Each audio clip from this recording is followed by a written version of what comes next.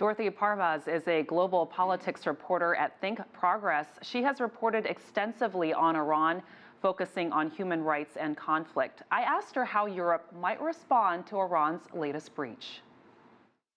As a pressure tactic, it should be pretty effective because this is also alarming to non-proliferation experts in the U.S. So there's going to be a lot of hue and cry from here too. So whether they choose to actually make those sanctions, lift those sanctions, and deliver any of the, sort of the benefits of the JCPOA to Iran remains to be seen.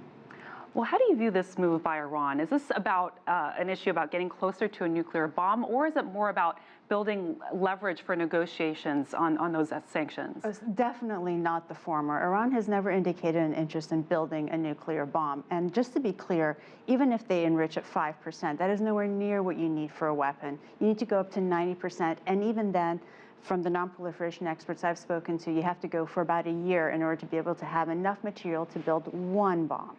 So Iran has never indicated that. But what they are doing clearly is pressuring Europe, letting them know that when they say they're going to go ahead and increase enrichment, that they will. Otherwise, it's just an empty threat. So they need credibility with their adversaries, but they also need to build credibility domestically within Iran to sort of let people know that they're not just sitting back and taking this beating from the West.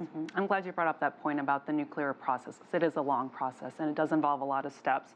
Now let's move on to Tehran and the fact that it says it is still open to talks.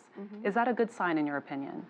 Of course. I mean, Iran has said from the get-go that it is provided the sanctions are lifted again, and then they will negotiate other terms of the deal. I'm not entirely sure which of the 12 demands from the U.S. they're willing to meet.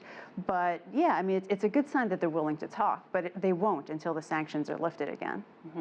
Well, can this nuclear deal survive given this particular setback, or do you think there's some optimism here?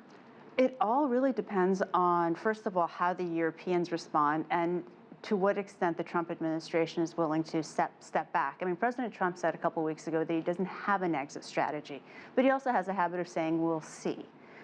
So whether or not he continues to put pressure on Europe with secondary sanctions, or whether he eases off that, a lot is up to them. It's not all up to Iran. What will you be watching in the next week or so?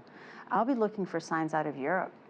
And I'll also be looking at what China and Russia, who are two other very powerful partners in the deal, have to say, because they also have a lot of power. Can we mention that just really briefly, China's role in all this, do you think? Sure. I mean, China has remained a trade partner with Iran, and it's very apolitical in how it handles things. So it doesn't try to take sides, but it has made no secret that it wants a peaceful Middle East, and it was very excited about investing in Iran.